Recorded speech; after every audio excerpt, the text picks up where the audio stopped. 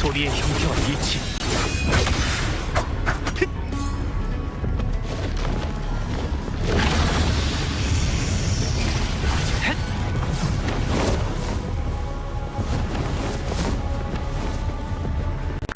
도망치고. 소리의 형태와 이치.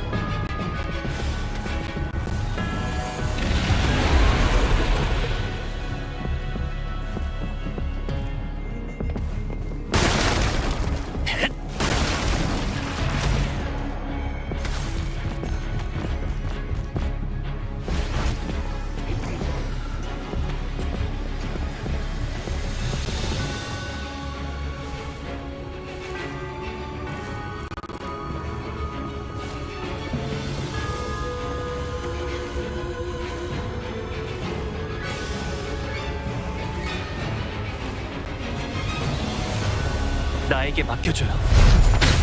소리의 형태와 이치.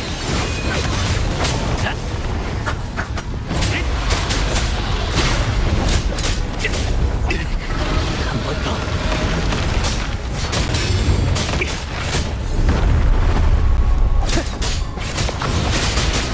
가자.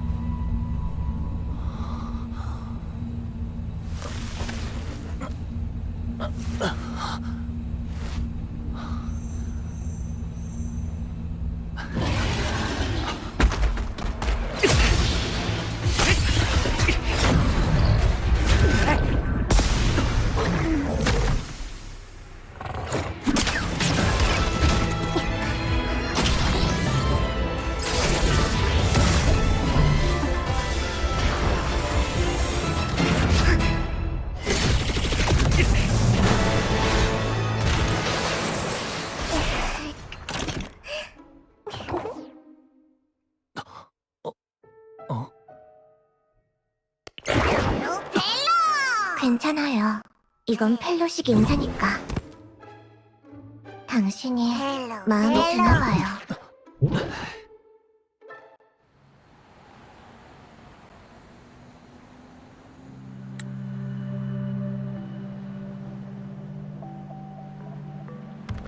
펠로?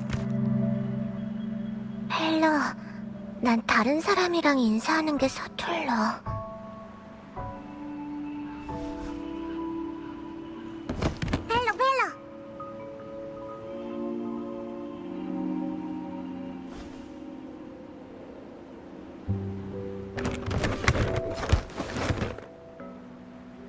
나도 전에 만난 사람이란 건 알지만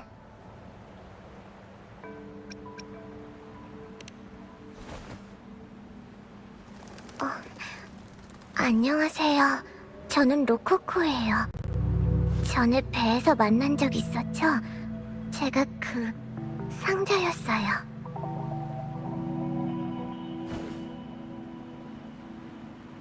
여기는 펠로, 이 상자의 주인이에요. 제가 이 상자를 살 때 펠로가 절 많이 도와줬어요. 펠로가 다른 사람을 이렇게 반기는 건 거의 없는 일인데 당신을 엄청 좋아하나 봐요. 당신한테 있는 특별한 주파수한테 끌린 것 같아요.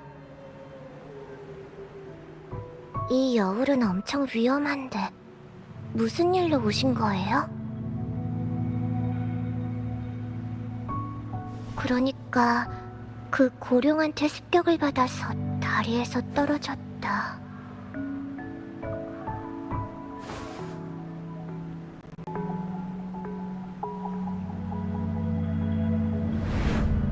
포포가 방랑자를 물에서 구해낸 다음 너무 피곤해서 다시 몸속으로 들어간 것 같네요. 아주 조금이지만 아직도 포포의 주파수가 느껴져요. 왜 갑자기 뛰쳐나온 거지? 먹을 만한 주파수를 감지한 건가? 그런데 왜 먹질 못한 걸까?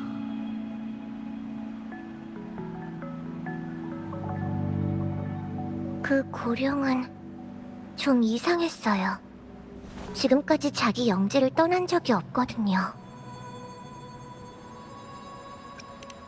옛날 옛적에는 수도회가 순례를 위해서 사용하던 성소였어요. 그러다 흑조가 발생했고 그 후에는 아주 많은 잔향이 섬에 남아 이곳의 환경을 변화시켰죠.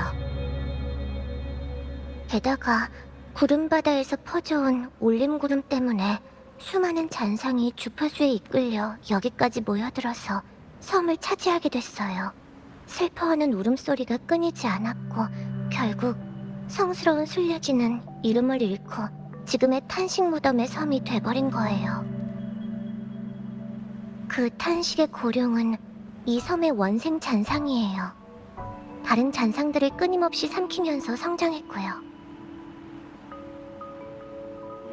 원래는 카를로타 아가씨가 명령하신 대로 저희 쪽 사람들이 모시러 가려고 했었는데 이런 사고가 날 줄은 몰랐네요. 카를로타 아가씨가 전하고자 하는 진실에 관한 건 바로 이 섬에 숨겨져 있어요. 하지만 지금 같은 상황에서 이 일에 대해 얘기하는 건 좋지 않을 것 같네요. 바다 한계가 점점 짙어지는 게 비가 내리려는 것 같아요. 이 바다 한계는 아주 위험해요. 잔향을 수집하려는 본능을 가지고 있거든요. 바다 한계 속에 들어간 잔향은 흩어지는 대신 계속 쌓이고 서로 합쳐져 더 빠르게 잔상으로 변하게 돼요. 단장인 브렌트 혼자 바다 한계를 헤치면서 조난자들을 구하러 갔는데 한참 동안 돌아오질 않아서 극단 사람들이 걱정하던 참이었어요. 전 브렌트를 찾으러 가볼게요. 제가 바다 한계 속으로 들어가면 잔상들도 제 주파수에 이끌릴 테니까 이곳은 좀 더 안전해질 거예요. 저한테 주파수를 숨길 수도 있는 데다가 잔상도 막을 수 있는 아이템이 있어요. 가져가시면 도움이 될 거예요. 짜잔, 원능의 불꽃총. 잔상을 한 방에 날려버리는 총이에요.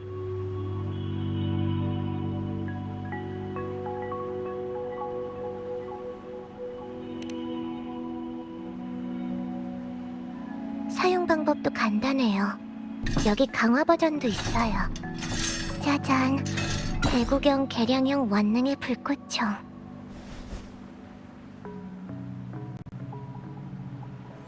아무튼 제가 드린 물건은 잘 챙겨주세요. 방랑자의 몸이 우선이니까요. 극단 사람이 곧 방랑자를 저희 아지트로 데려가러 올 거고 그때 우리가 알고 있는 진실에 대해 알려드릴 거예요. 브렌트를 찾으면 다시 합류할게요. 이 섬은 제 손바닥처럼 훤해요. 하지만 방랑자는 처음이니까 위험할지도 몰라요. 좋아요. 듣기만 하는 것보다는 진실에 대해 직접 보는 게 더 설득력이 있을지도 모르니까요. 방랑자가 여기 혼자 남으면 로코코도 마음이 놓이지 않아요. 가까운 곳에 있는 등대가 보이시나요? 저기로 가죠. 브렌트도 저기로 올 거예요. 바다 한계에서 유일하게 안전한 구역이니까. 브렌트를 찾으면 우리도 진실을 볼 수 있을 거예요.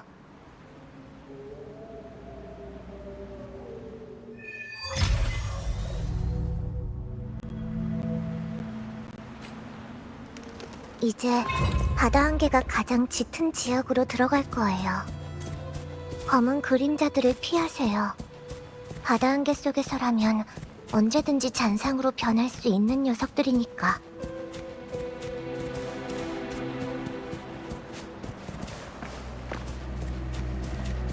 It's show time. 긴밀한 폭포! 받아라! 더 많이! 질문 금지!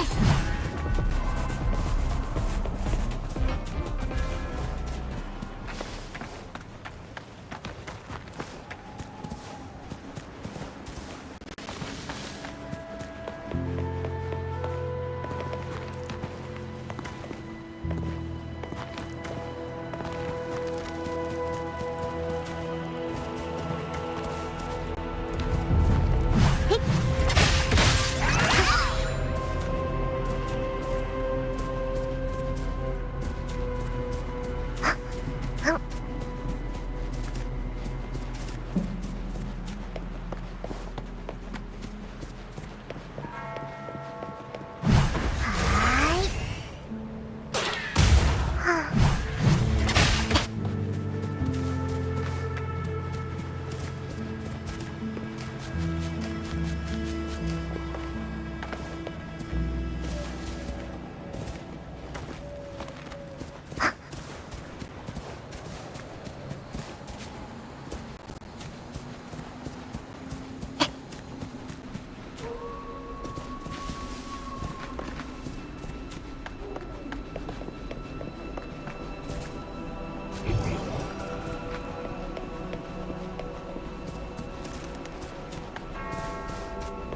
It's show time.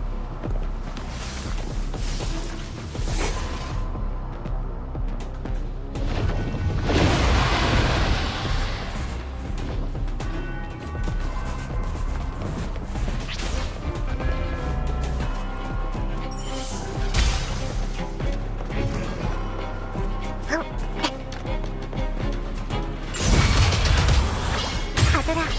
더 많이. 질문 금지. 분위기를 띄워서. 조심하세요. 장난이에요. 뭐지? 공룡의 힘이 제 통제를 벗어난 것 같아요. 받아라. 더 많이. 질문 금지. 바다 안개 안에는 대량의 오염된 울림 에너지가 포함되어 있어요. 그리고 그것은 우리 자신의 주파수 안정성에 영향을 미치죠. 제가 치료해드릴게요. 바다 안개 속에서 싸우는 건 어려우니까 가능한 한 전투는 피하는 게 좋겠어요.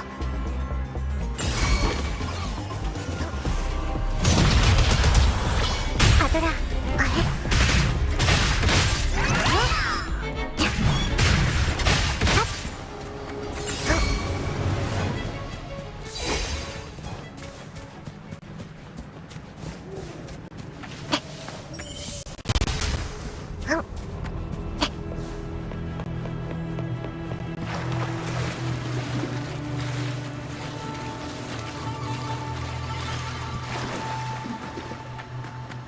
그럼 놀아볼까? 자,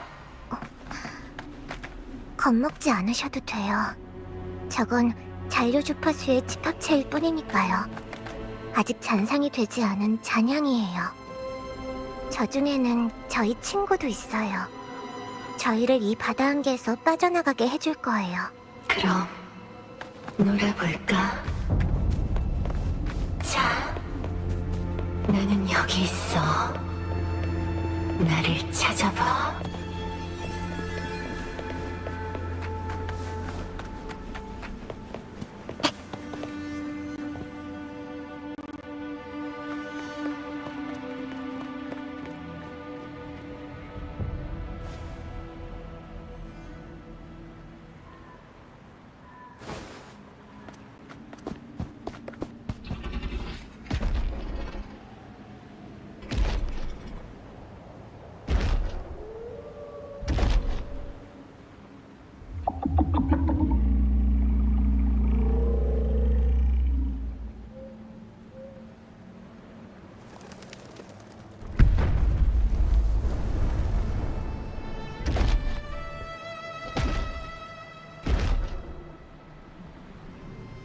고룡이 오는 것을 감지해서 우릴 여기로 데려온 걸까요?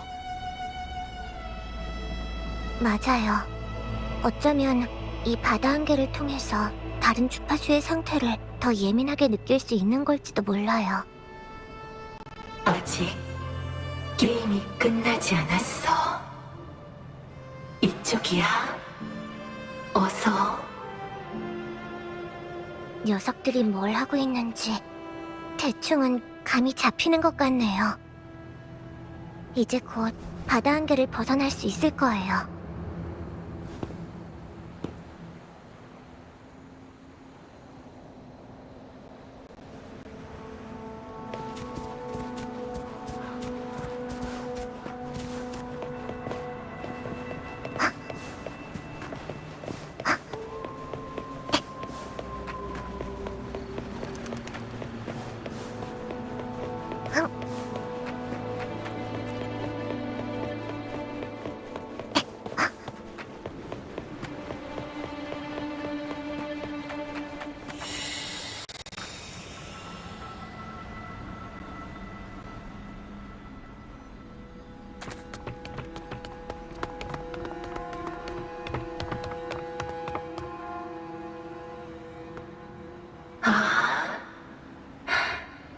날 찾았구나.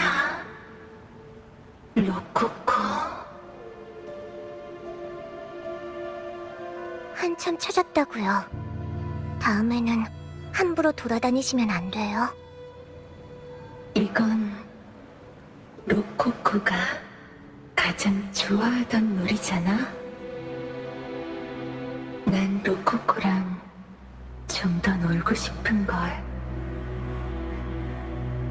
로코코도 알아요. 하지만 막 돌아다니면 다른 친구들이 걱정한다고요. 친구? 네가 로코코의 친구니?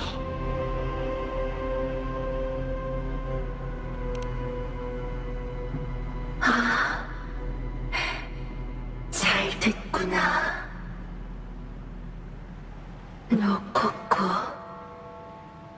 더 이상 외롭지 않겠구나.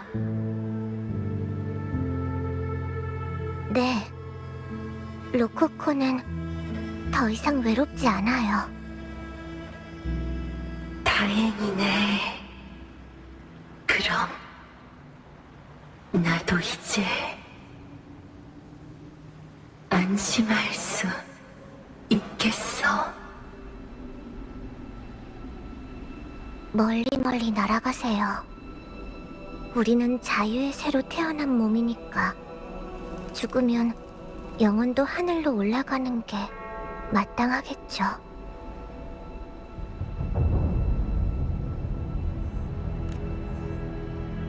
이 금빛 그림자들은 모두 세상을 떠난 사람들이 남긴 주파수의 잔향이에요. 모든 만물과 생명체는 죽고 나면 잔향이 남아요. 이런 잔향이 다른 잔향과 겹치면 혼란스러운 잡음을 만들죠. 잔향은 융합하기 전까지 생전의 마지막 의지를 가지고 있어요. 그리고 이런 주파수들이 바다 한계에 자욱해져서 금빛 그림자 같은 사람 형태의 그림자를 만들고요. 그런 잔향들은 희미하게나마 남은 의지를 따라 다른 주파수와 융합되는 걸 거부하고 길 잃은 사람들을 바다 한계 밖으로 안내하기도 해요. 바다 한계가 사라지면 잔향들도 떠날 테지만 오랫동안 사라지지 않으면 시간이 지나면서 결국 다른 잔향과 융합되어 잔상이 되기도 하죠.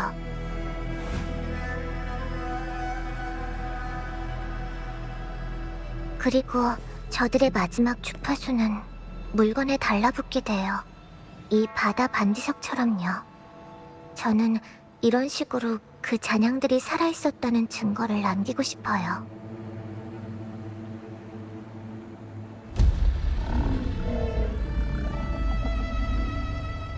그렇지 않으면 그들의 희미한 마지막 주파수까지 저 고룡한테 삼켜질 테니까요.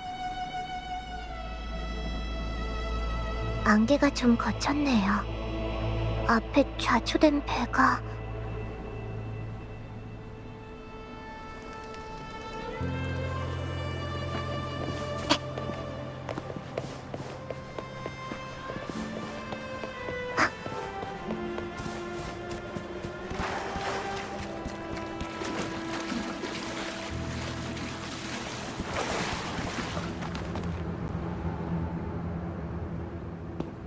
이건 순례선인가요?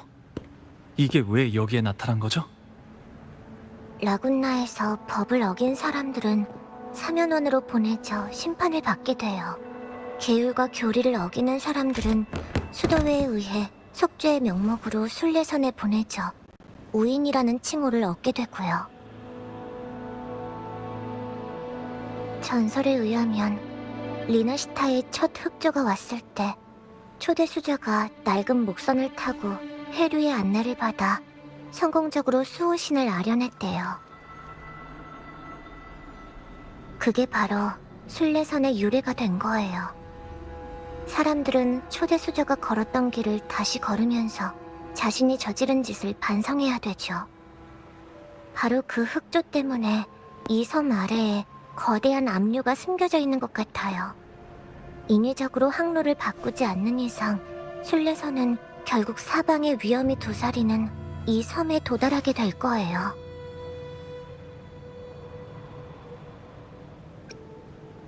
순례선에는 아무런 잔향도 남아있지 않네요. 바다 한계에서도 느껴지는 게 없고, 배에 타고 있던 사람들은 이곳을 떠났을 테지만 바다 한계가 아직 거치지 않아서 아직까진 위험할 수 있어요. 이쪽이에요. 등대 쪽으로 계속 가보죠. 바다 한계에서 싸우는 소리가 나요. 조심하세요. 또 잔상들이 둘러싸고 있으니까. 인터미션이 벌써 끝났으니 귀신들이 또 무대에 오겠군. 자, 이 전투로 우리의 영혼에 다시 불을 붙여볼까? 이 목소리는 브렌트? 잔상을 귀신 취급하는 거나 말투를 보면 분명 맞을 거예요. 바다 한계가 감지 능력에 혼란을 줘서 정확히 어디서 들리고 있는 건지는 알 수 없지만요. 일단 잔상들부터 처치하고 합류할 방법을 생각해보죠.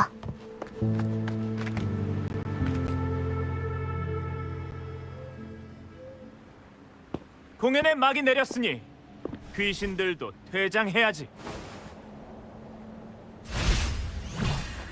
조심하세요. 훌륭해. 역시 1등 항해사라니까. 천만에요. 커튼콜 답례 때 동작이 좀 더 크고 머리를 왼쪽으로 10cm 정도만 더 기울였다면 펑! 하고 터지는 건 저 잔상이 아니라 브렌트의 머리였을 텐데 말이죠. 우리 1등 항해사가 그렇게 하진 않을 거라 믿어. 게다가 난 항상 운이 좋거든. 내기할 때 빼곤 말이야. 봐봐, 이렇게 또 방랑자를 만났잖아. 정말 운이 좋다니까. 이곳은 너무 위험해서 원래라면 방랑자는 이곳에 오면 안 돼요. 하지만 저희를 걱정하는 마음에 위험을 무릅쓰면서까지 당신을 찾아온 거라고요. 그래? 그럼 방랑자의 정의로운 마음에 더 감사해야겠군.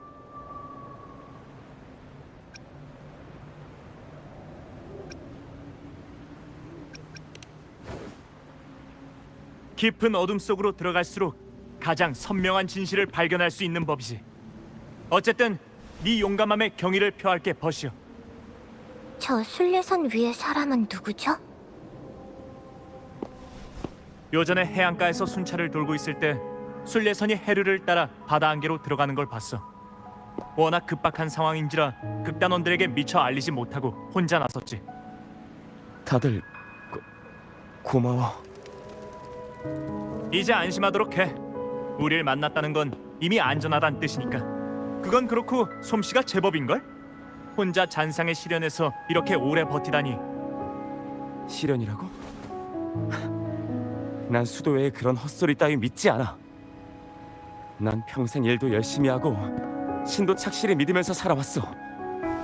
그런데 수도회는 점점 더 무거운 세금을 부과했지. 속세의 향락을 버리고 천국의 부를 쌓아야 신의 가호를 받을 수 있다면서 말이야. 하지만 내가 만든 상선단이 해적들에게 약탈당해서 모든 것을 잃었고 수도회의 도움을 요청했을 때 돌아온 것, 그것도 신이 내린 고난이라면서 마땅히 받아들여야 한다는 냉담한 설교뿐이었어. 수호신의 조각상 앞에 서서 난 물었어. 이 세상의 고난이 정말로 그분의 뜻인지. 그런데 그분께서 아무런 대답도 없으셨어.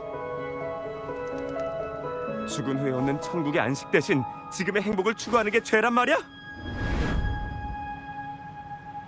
난 이제 믿지 않아. 이제 필요 없다고. 구원 같은 건. 그럼 우리 극단에 가입하는 건 어때? 우리는 바다를 떠돌아다니는 퍼레이드 극단이야. 다른 이름으로는 우인 극단이라고도 하지. 우인 극단? 설마 너희도? 맞아요. 저희도 마찬가지로 수도회에서 말하는 속죄가 필요한 우인이에요. 순례의 우인은 표류하는 중에 폭풍을 겪게 되거나 거센 파도로 바다 밑에 가라앉을 수도 있어. 이런 재앙들을 피하더라도 바람과 햇볕, 허기와 갈증의 시련을 겪어야 하고. 넌 운이 좋은 편이야. 며칠 만에 이 갯벌에 도착했으니까. 보이지?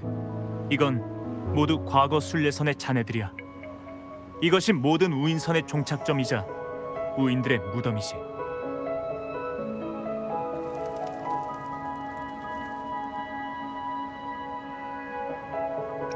순례의 진실은 은밀한 추방에 불과해요. 구원의 길 같은 건 여기에 존재하지 않아요. 그게 아니라면 내가 봐온 과거의 순례지가 왜 연옥의 모습을 하고 있겠어? 순례지라고? 어쩐지 나랑 한 배에 탄 사람들이 수도회에서 선머리의 제사장한테 기도를 하면 신의 용서를 받을 수 있다고 계속 그러더라고. 그 사람들은 이미 산으로 올라갔어. 행동력이 이렇게 강할 줄이야. 좀 의외인데? 수도회의 거짓말이 사람들의 마음속에 깊이 스며들었다는 뜻이겠죠.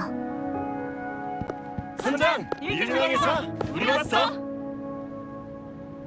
바다 한계가 사라지고 나서 극단 멤버들을 불렀어요. 일단 이 사람을 아지트로 데려가게 할게요. 역시 우리 1등 항해사야. 그럼 섬에 가는 사람은 우리한테 맡겨줘. 방랑자, 순례의 길 끝에는 수도회가 깔아놓은 가장 야만적이고 위선적인 거짓말들이 도사리고 있어. 앞길은 더욱 위험할 거야.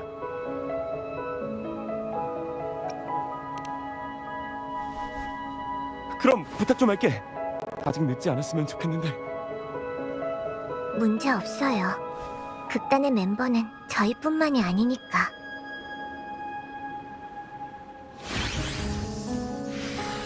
캐루브 씨, 저희를 태워주시겠어요? 먼저 타세요. 로코코는 언제든 들어갈 수 있으니까.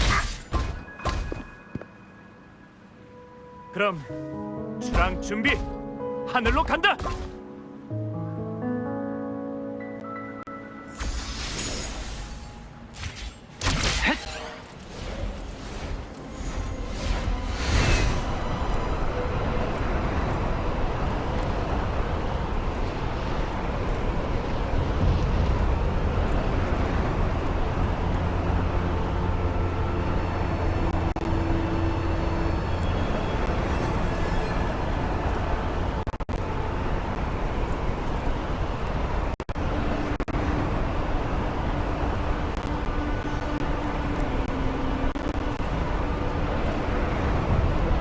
잔상이 모여들고 있어요. 다들 조심하세요.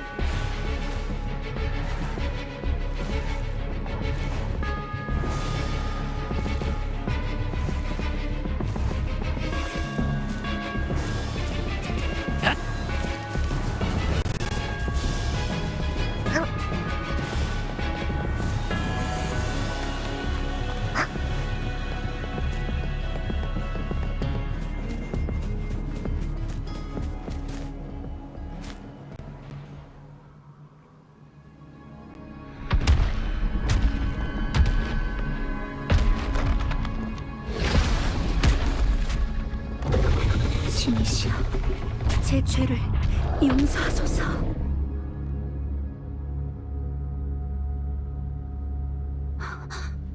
이건 신께서 내리신 시험인가? 아무리 가혹한 징벌이라도 나는 기꺼이 받아들이겠어. 그 어떤 대가를 치르더라도 기꺼이 참아낼 거야. 설령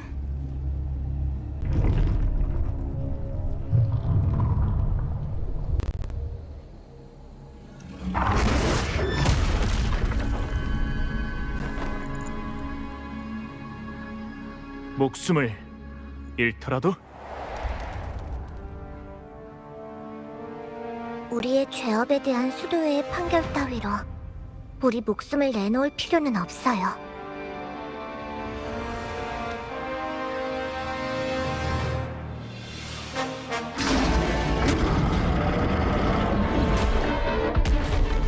우리를 용서할 생각은 없는 것 같군. 하지만 위험과 역경이 연이어 다가온다는 건 우리가 빛날 시간도 가까워졌다는 뜻이겠지.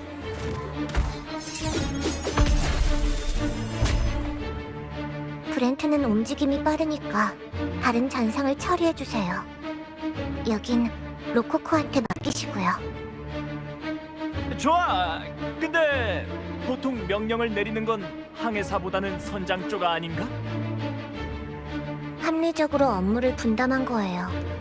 불만이 있다면 브렌트가 술을 숨겨놓은 곳을 극단 멤버들한테 폭로할 거예요. 맡겨만 주시죠, 1등 항해사님.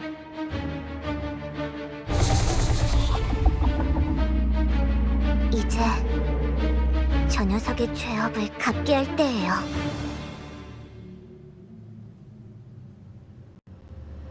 It's show time.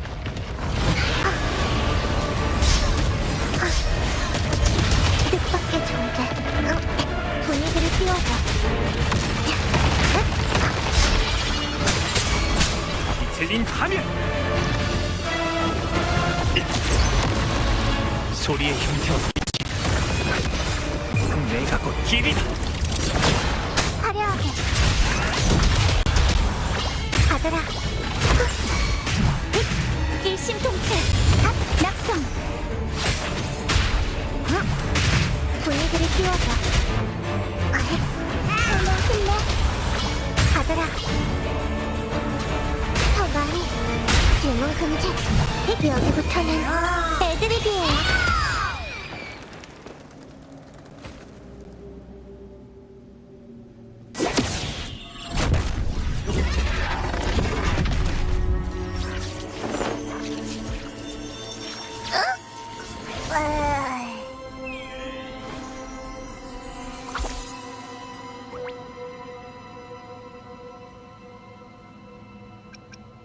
진정해. 네 의리는 충분히 느끼고도 남았다고. 저깟 도마뱀만한 게 어떻게 이 몸을 쓸어들일 수 있겠어. 아깐 주파수를 소화하느라 너무 피곤해서 잠깐 눈만 붙였을 뿐이라고.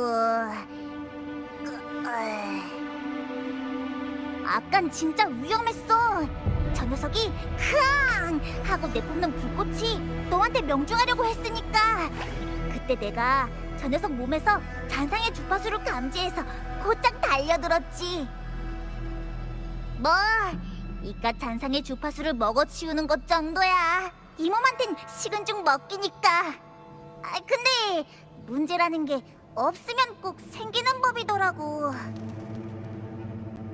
신나게 먹다가 도저히 삼킬 수가 없단 걸 깨달아버린 거야. 맛없는 건 아니었지만 내 뱃속에 무슨 문제가 생겨서 소화가 잘 안 되더라고. 그래서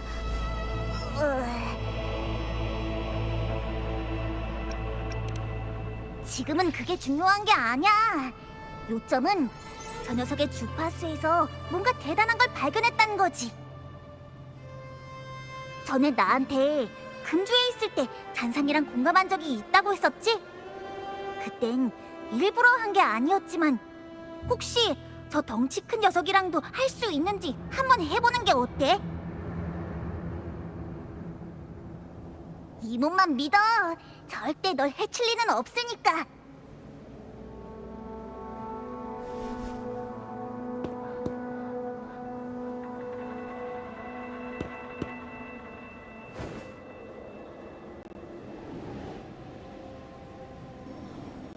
게르히놈, 가여운 영혼이여, 죄를 지내 넋을 위로하는 이가 아무도 없군요.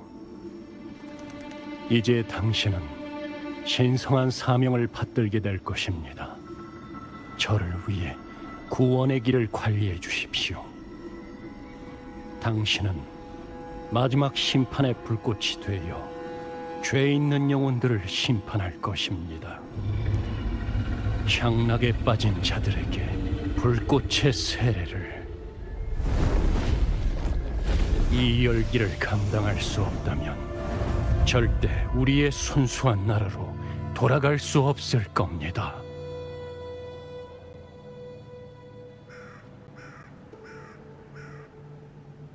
어때? 내 말이 맞지?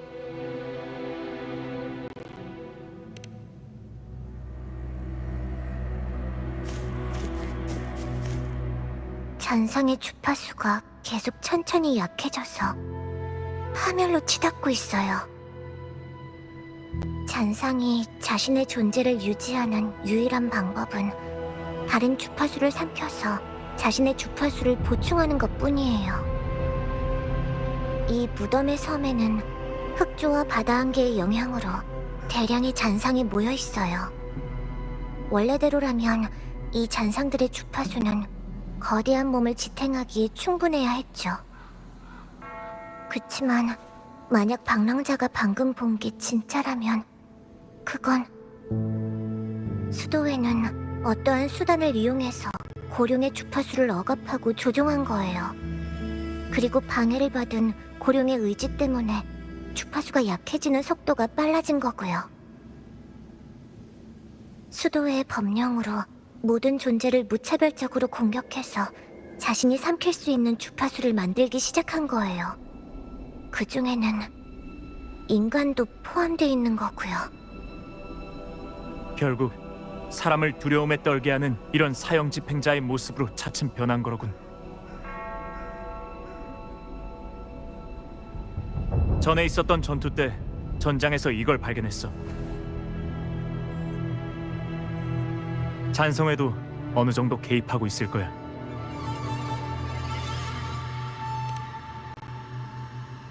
어? 너도 그 녀석들을 알고 있구나? 그럼 나눌 얘기가 제법 되겠어. 우리 극단은 평소에는 주변 섬을 돌아다니면서 공연을 하는 걸로 생활비를 벌기도 하고 때로는 상선단의 호의 의뢰를 받기도 해. 그러면서 우리는 잔성의 녀석들과 많이 접촉했었어. 처음에 그 녀석들은 주변 해역을 돌아다니면서 상선을 약탈했었어. 하지만 카니발이 다가올수록 녀석들의 행동이 부쩍 이상해졌지. 한 해역에서 장기간 체류하는 모습이 자주 보이는 거야. 방랑자, 우리가 만났을 때 널 습격했던 회유의 고래 기억나지? 너랑 헤어진 후로 우리는 한동안 항해를 했어. 녀석의 행방을 추적하고 도대체 무슨 문제가 생겼는지 조사하기 위해서였지. 이건 우리가 회유의 고래의 꼬리에서 찾은 거야. 저번 전투 때 발견한 것과 똑같이 생긴 피안화지. 안타깝게도 그 후 회유의 고래는 우리의 눈과 손이 닿지 않는 깊은 바닷속으로 숨어버렸지만 이걸로 잔성회가 이미 회유의 고래에게 손을 댔다는 건 충분히 설명할 수 있어. 방금 우리가 고룡에 대해 분석한 바에 따르면 회유의 고래가 난폭한 행동을 보인 것도 잔성회의 짓일지 몰라요. 카니발은 수호신과의 공명의식이었다고 해요. 카니발에서 1위를 차지하면 기적을 일으켜 수호신과 소통하게 되죠. 그때 우리는 네가 리나시타에 처음 와서 카니발과 수호신의 전설에 대해 궁금한 줄로만 알았어. 그런데 여기까지 모험을 하면서 온갖 역경을 겪고 수호신을 찾아오다니 분명 더 깊은 이유가 있겠지? 우리 극단은 줄곧 카니발에서 월계관을 차지하려고 했어. 누군가가 카니발을 망치려고 한다면 가만히 있을 순 없지. 만약 그 녀석들도 네 적이라면 우린 뜻이 맞는 벗이라고 할 수 있겠네. 방랑자, 전에 화선에서 우리 극단에 영광의 월계관을 얻은 멤버가 있다고 했었지? 아쉽게도 그땐 그 멤버가 우리랑 같이 나와 있지 않아서 너랑 만나게 해줄 수가 없었거든. 지금 우리 아지트에 머물고 있으니까 수호신에 관한 단서는 그 멤버한테 물어보면 돼. 극단의 아지트는 여기서 멀지 않은 곳에 있어. 가자. 이 정도 모험을 했는데 잠깐이라도 쉬어줘야지.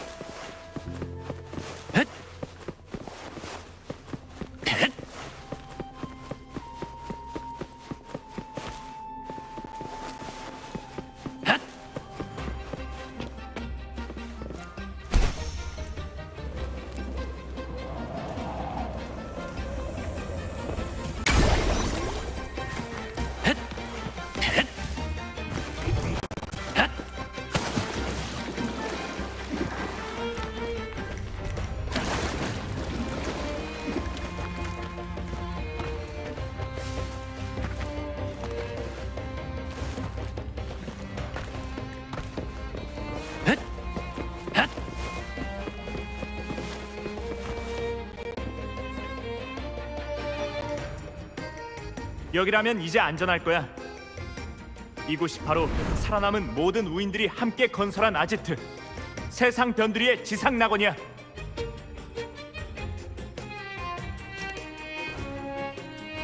가장 위험한 곳이 가장 안전한 곳이기도 하잖아.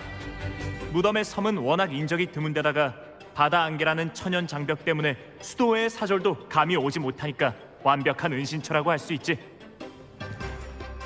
덕분에 쉽게 숨을 수 있는 동시에 바다 안개 자체가 가져오는 영향도 만만치 않지만요.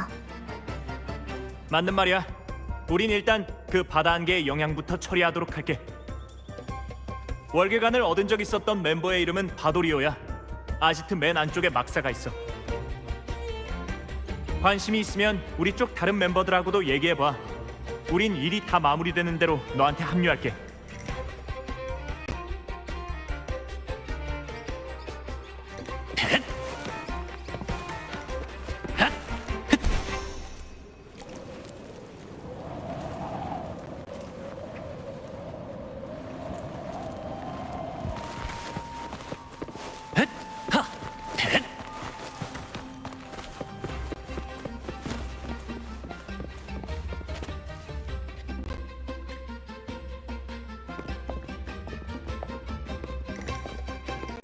아이고 젊은이, 아직 갈 길이 한참 남았네.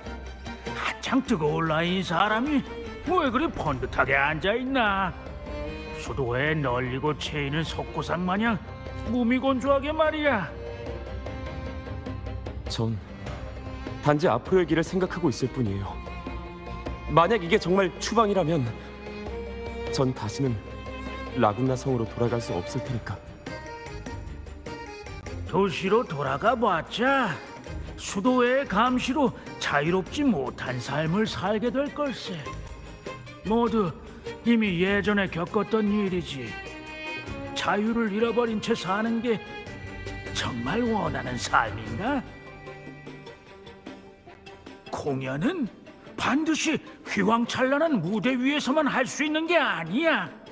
진정한 라군나 사람이라면 낡고 허름한 천막 안에서도 가장 멋진 연극을 연출할 수 있는 법이지. 보게, 나도 지금 공연을 위해 준비하고 있잖아. 내가 이래봬도 소시 쪽에 카니발에서 월계관을 손에 넣은 사람이라고. 설마 당신이 바돌이요? 맞네. 내 손모가지를 걸고 보증하지. 내 공연이 끝나는 순간 먹구름을 뚫고 한 줄기 빛이 내려오면서 반짝이는 월계관이 내 머리 위로 사뿐히 내려앉았네. 그러고 나서 어떤 소리가 내 머릿속에 울려 퍼졌지. 난 알 수 있었어. 그건 바로 그분의 목소리라는 걸. 나는 그분에게 어릴 적부터 지금까지 날 괴롭혀왔고 인류의 머릿속에 영원히 맴도는 철학적인 난제를 물었지. 오늘 저녁으로 뭘 먹을까요? 라고.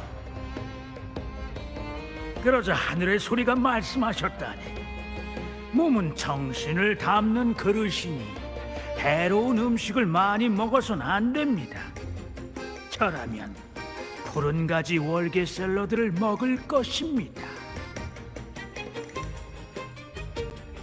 그런데 왜 하필 푸른 가지 월계 샐러드일까? 그 말 속의 깊은 뜻을 아직도 깨닫지 못했다네. 내 깨달음이 부족한 모양이지.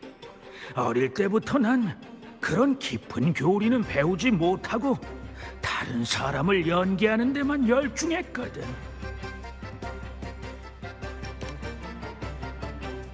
이해가 안 돼요. 어째서 수호신의 인정을 받은 당신까지 수도회에서 쫓겨난 거죠? 내가 월계관을 차지한 것은 성녀가 재위하면서 대대적으로 카니발이 추진되던 시대였다네. 성녀의 지휘 아래 영원히 끝나지 않을 것만 같은 때였지. 사람들은 스스로 솔선수범해서 도시에 무대를 설치하고 온갖 분야에서 세심하게 공연을 준비했어. 눈부시게 장식한 가게는 말할 것도 없지. 비바람이 부는 밤에도 광장에서 오케스트라가 노래를 연주하는 모습을 볼 수 있었다네. 심지어 그때는 공연 중에 시대의 부조리를 지적하는 요소가 숨겨져 있기도 했었지. 그걸 예리하게 눈치챈 성녀는 그걸 귀담아 듣고 판단의 정책을 개혁해 나가기도 했네. 우린 아직도 그 지나간 시절을 그리워하고 있다네. 성녀께서는 언젠가 당신이 먼 곳으로 떠난다면 거창한 무덤도 무거운 애도도 필요 없다고 하셨지. 그저 가장 성대한 카니발로 배웅해 주길 바란다고 하셨어. 그리고 그분은 정말 멀리 떠나버리셨지. 수자가 그 자리를 이은 후로 성녀를 애도한다라는 명목하에 카니발에 대한 온갖 금지령을 내리고 있지만 그게 정말 성녀께서 원하는 걸까? 카니발의 주도권은 점차 수도회로 넘어가고 연극은 아무런 변화도 없이 경문극이 지배하게 됐지.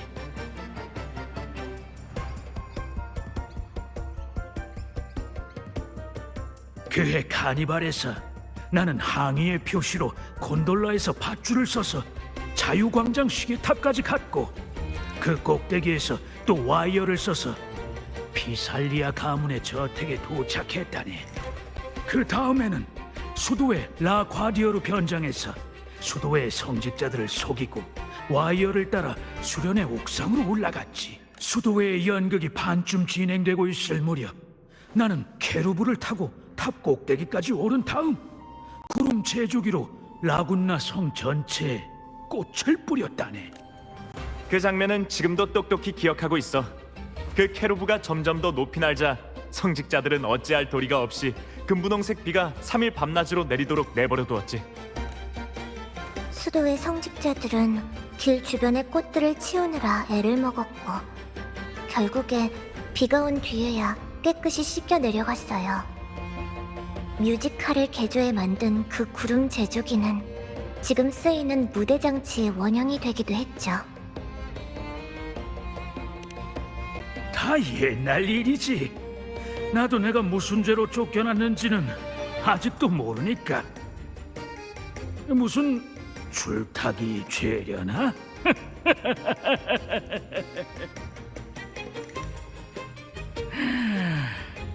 난 이제 늙어서 쓸모가 없어. 이젠 자네들의 시대야. 구속받지 않는 야생 토끼는 언제나 늑다리들이 세운 울타리를 뛰어넘으니까. 하지만 우리 결말은 이미 정해져 있잖아요. 수도회에서 떠들어대는 구원을 얻지 못하면 결국 떠돌다가 외로운 넋처럼 이름 없이 서서히 죽어갈 테니까. 우리는 속죄를 위해서 이 세상에 태어난 게 아니에요. 그러기에 인생은 너무 짧아요. 수도회가 우리를 쫓아낼 수 있었을지는 몰라도 노래할 권리까지 빼앗을 수는 없어요. 추방된 사람한테는 여러 가지 결말이 있어요. 죽음도 그중 하나겠지만 그게 종착점은 아니에요. 잊혀지는 것이야말로 수도회가 우리에게 바라는 결말일지도 몰라요.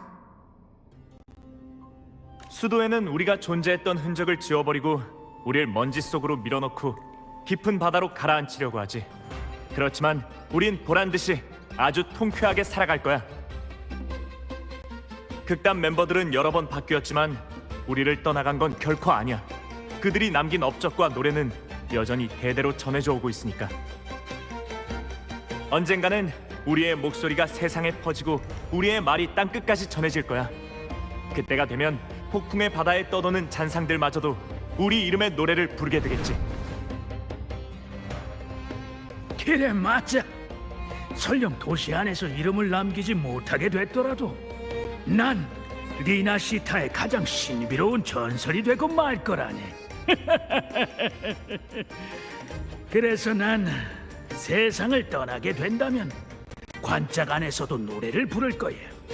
그렇지 않으면 하루 종일 노래하는 종달새가 되는 것도 좋겠구먼.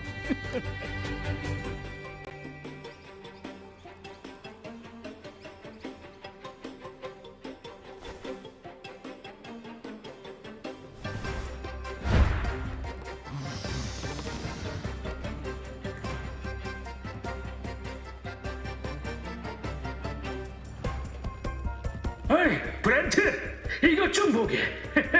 공연에 쓸만할 것 같지 않나? 올해 카니발에 써먹어보는 건 어때? 이야기를 나누고 있자니 소시적 추억들이 떠올라서 그때 연극을 다시 한번 해보고 싶어졌지 뭔가. 신이 내린 날개가 없어도 우린 하늘로 올라갈 수 있어. 그러고 보니 젊은이 덕분에 이제야 알게 됐어. 어떻게 내려올까 하는 문제에 대해선 한 번도 생각한 적이 없는 것 같구먼.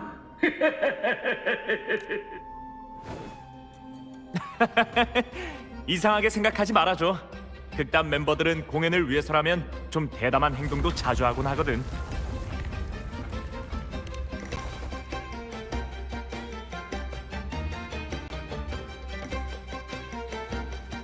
저번에 고룡과 했던 싸움이 산의 안정성에 영향을 미친 것 같아요. 바도리오 씨가 동굴 위에서 마구 움직이면 위험하니까 우선 바도리오 씨를 구할 방법부터 찾아야 돼요. 방랑자, 당신의 도움이 필요할 것 같아요. 헬로한테 쓸만한 소품이 있을 거예요. 이 구름 제조기는 구름 쿠션들을 만들어낼 수 있어요. 그걸로 바도리오 씨한테 다가갈 수도 있고 바도리오 씨를 받을 수도 있을 거예요. 하지만 극단원들이 구름 제조기의 부품 몇 개를 가져가서 일단 그분들을 찾아서 가져오는 게 먼저예요.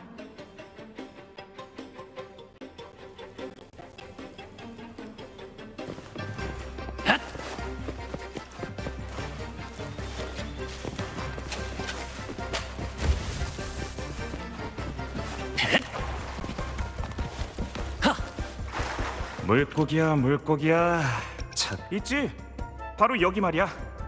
구름제조기 손잡이를 트롤 어선용 로크로 썼거든. 극단의 물건은 기본적으로 바닷가에서 수집한 것들이야. 보수하는 데만 장장 1년이 걸렸어. 보잘것없어 보이는 물건도 여기선 가볍게 봐선 안 돼. 어디에 쓸모가...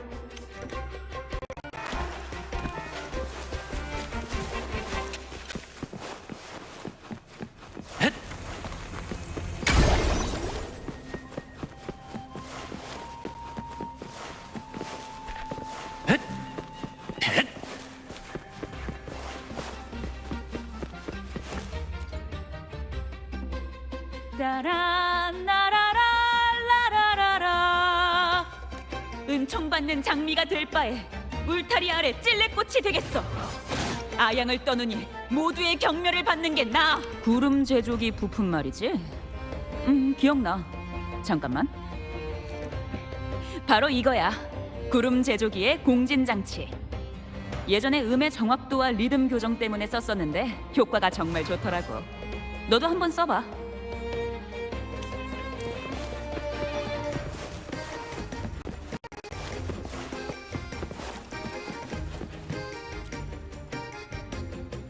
선원들은 시끄럽게 떠들어대고 우리는 곧 속박에서 벗어나리니 닻을 올려 나가자. 폭풍 치는 바다로. 그럼 제조기 부품이라. 예전에 1등 항해사가 받침대를 준 적이 있어.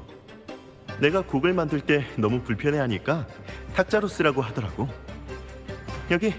자, 무거우니까 조심하고. 구름 제조기 부품이 다 모였네요. 펠러, 시작하자.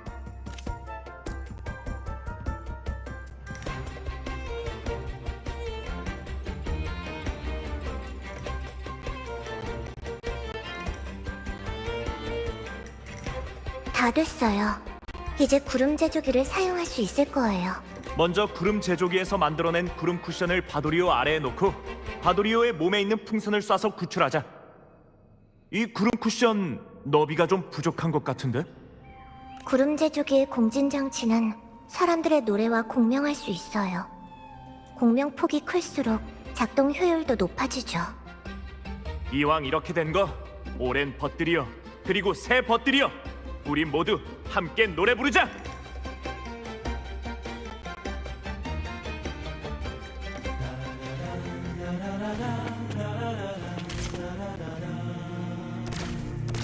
멋진 사격 솜씨야.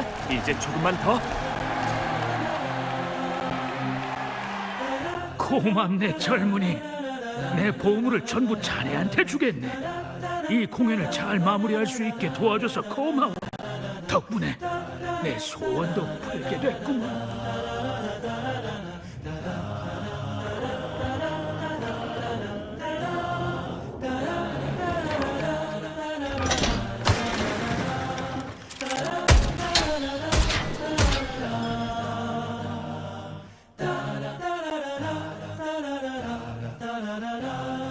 이렇게 멋진 공연을 늦어버리고 말았네. 아니면 때마침 잘 온 걸까? 호호호, 고맙구먼 아름다운 아가씨.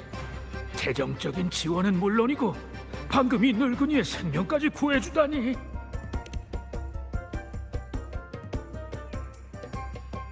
몬텔리의 총구가 항상 자신의 정만을 겨누거든. 동료를 보호하는 건 마찬가지지만. 고마워 카를로타 아가씨. 다시 만나서 반가워.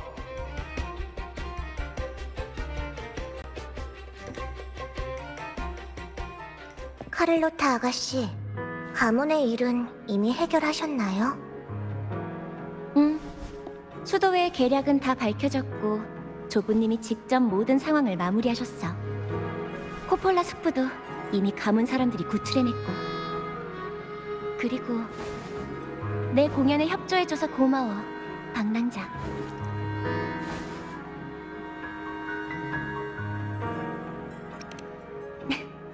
이랑 역시 넌 못 속이겠구나. 우선 대가부터 지불하고 나중에 얻는다.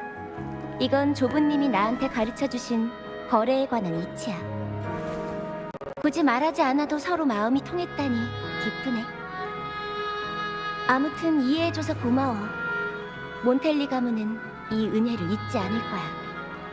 보답으로 나도 내가 아는 모든 것을 알려줄게.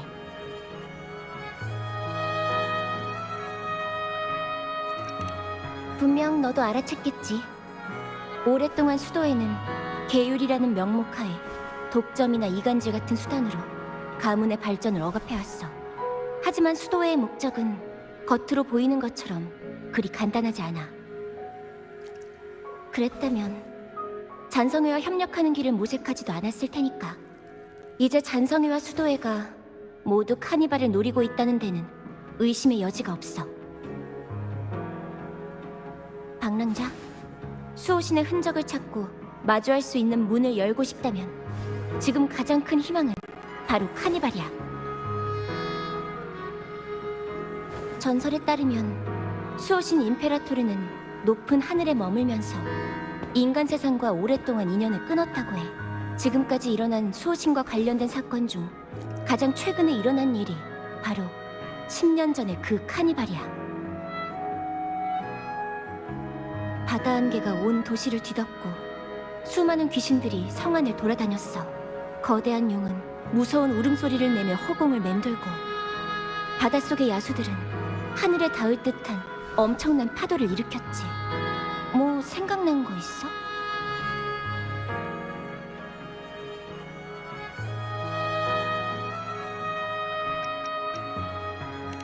울림 구름의 확산 가능성, 에코를 잔상으로 되돌리는 실험, 조종당하는 거대한 고려. 수도에는 이번 카니발에서 10년 전에 있었던 일을 재현하려고 해요. 수도회가 잔성회와 손을 잡았으니까 잔성회는 분명히 카니발에 나타나 카니발을 파괴하러 갈 거야. 반드시 그들을 막아야만 해. 그런데 이유가 뭘까?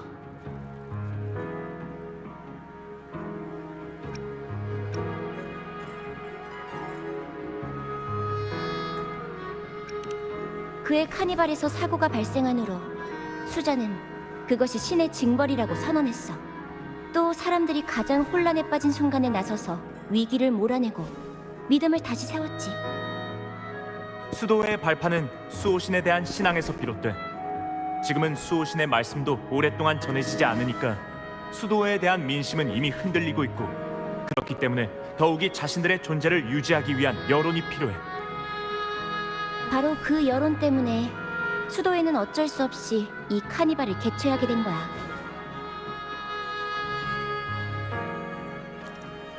관점을 바꿔서 생각해봐. 카니발이 순조롭게 개최된다면 수도회에는 어떤 영향을 미치게 될까?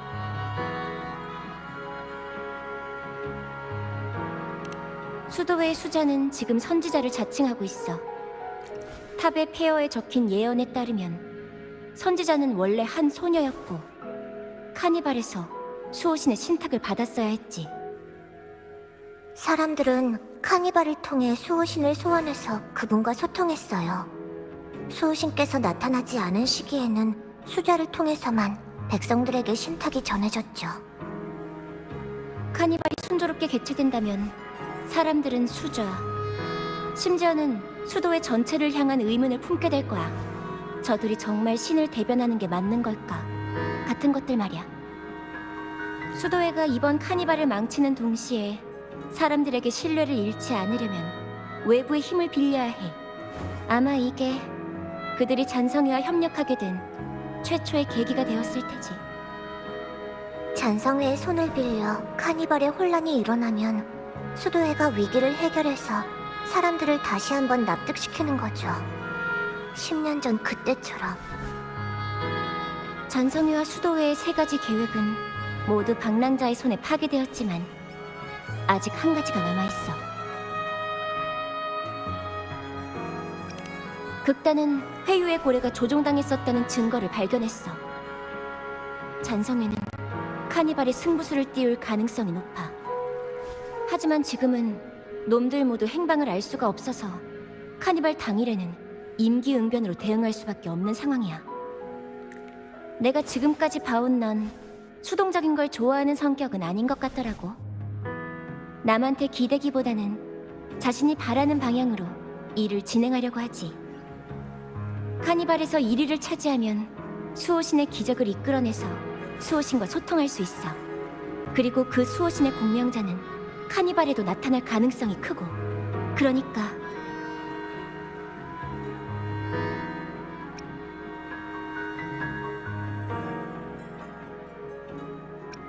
우리 극단의 목적은 아주 간단해. 카니발을 위한 멋진 공연을 펼쳐서 카니발을 가장 순수했던 시절로 되돌리는 거야. 만약 신이 존재한다면 과연 자신의 백성들이 이렇게 억압받는 생활을 하는 것을 보고 싶어 하실까? 사람들의 웃음소리가 울려 퍼지는 축제를 바라실까?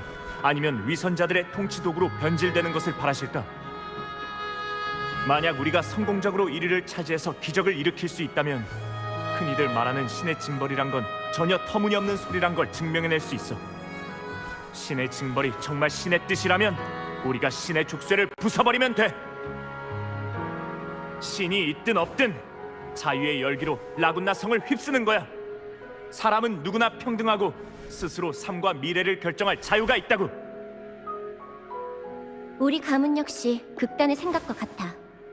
자유로운 사회 환경만이 독점 없이 자유롭고 공정하며 개방된 시장을 가져올 수 있으니까. 하지만 극단은 세력이 미미하고 몬텔리는 엄중히 감시당하고 있어. 적은 항상 어두운 곳에서 잠복하고 있지. 우리가 지금의 난국을 타개하려면 네 힘이 필요해.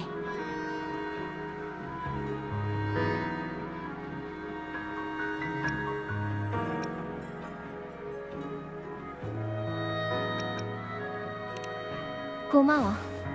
그럼 다시 한번 서로 힘을 합쳐보자.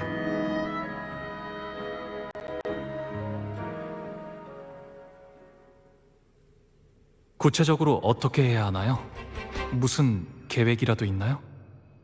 수도회의 목적은 올해의 카니발을 망치고 소란을 피우는 거야.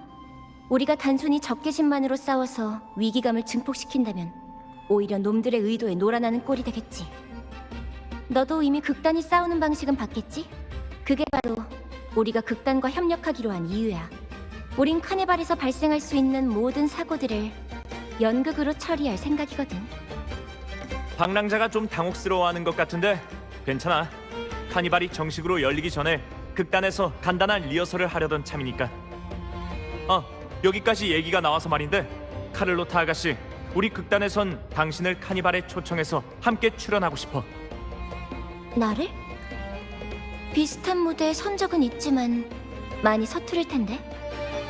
상대의 실력은 함부로 예측할 수 없어요.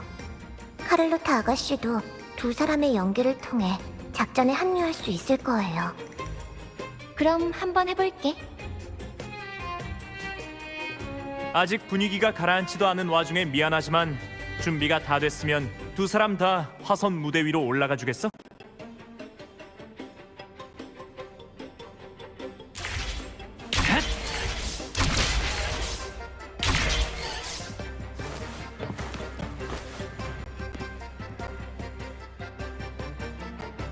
극단에서 리허설을 진행하는 연극은 시나리오조차 없을 정도로 아주 간단한 것들이야.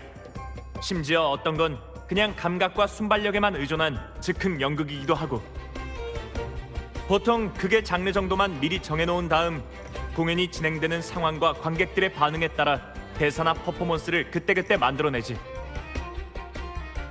하지만 멤버들의 창의력과 상상력이 너무 자유분방한 걸 감안해서 스토리가 너무 괴상한 방향으로 흘러가지 않도록 공연의 서사 포인트들은 잡는 편이에요. 얘기 중에 미안한데 혹시 그 중에 특별히 이상했던 이야기가 있을까?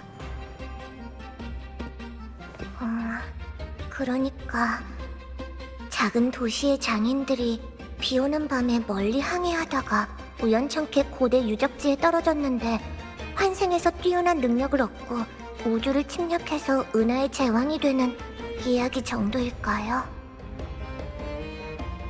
그러니까 우린 배우가 처음 맡았던 캐릭터를 계속 유지하면서 끝까지 극의 흐름을 이어가기 위해 간단한 콘티를 만들 거예요. 이번 콘티는 이런 내용이야. 습격당하는 왕국, 괴물의 공격을 받는 도시. 마왕이 성녀를 납치하자 용감한 이들 몇 명이 대신의 부탁을 받아 마왕을 없애고 성녀를 구하는 여정을 시작한다.